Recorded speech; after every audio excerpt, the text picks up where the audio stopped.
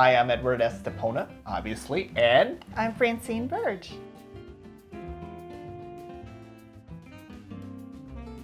I think the reason that people keep on coming back to you guys is the quality of work and the enthusiasm.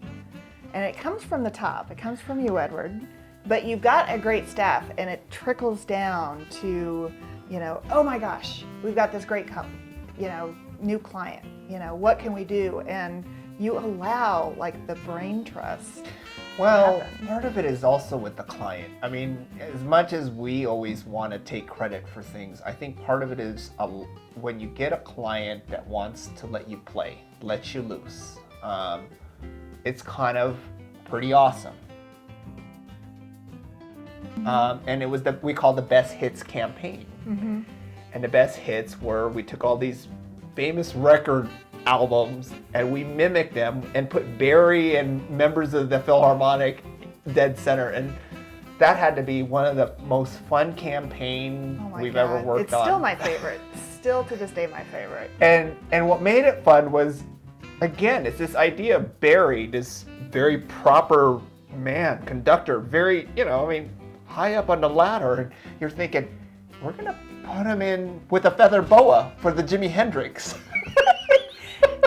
He has no clue about popular culture or what any of these albums look like or what they sounded like.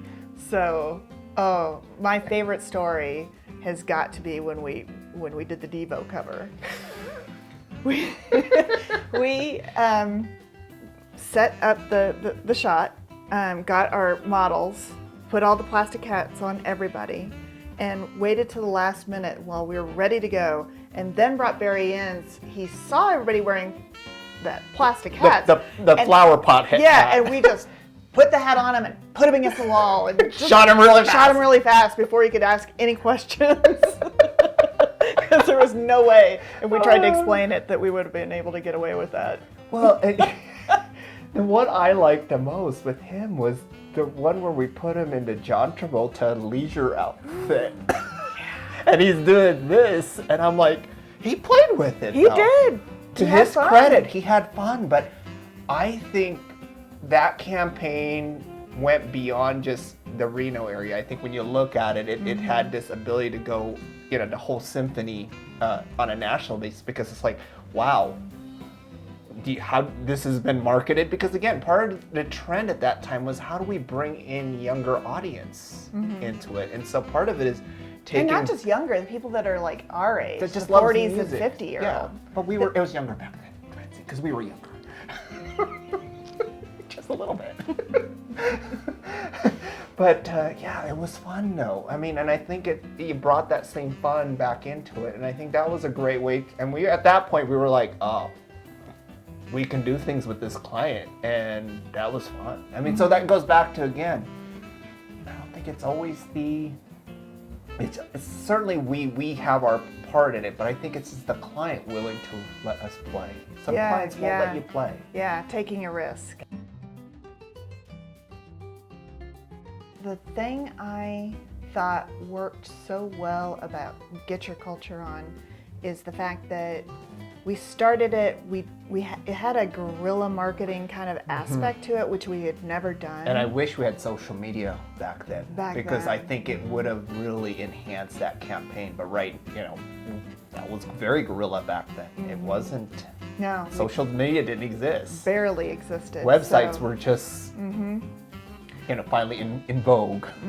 And it was the idea, and I wish we could have blossomed it into a citywide kind of campaign, because we wanted to start with the Reno Phil and then include all the performing arts into the whole Get Your Culture On, so that it just allowed people to think of that as one more entertainment option. Right. You can go to Cargo and see a great concert, and that's fabulous.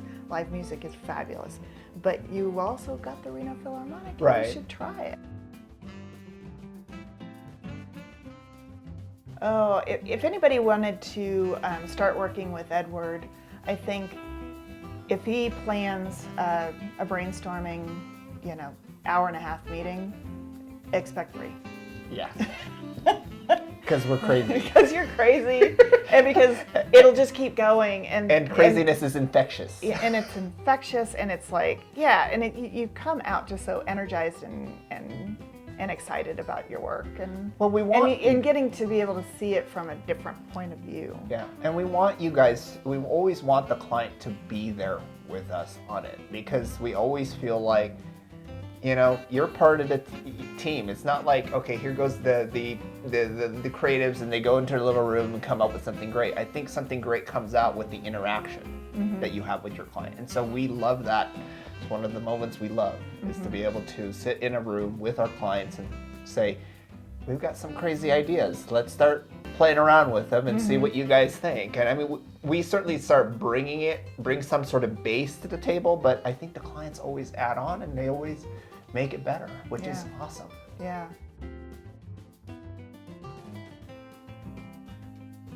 I think the best whatnot that I have personally loved is the diaper drives that you guys have done for the Women and Children's Center.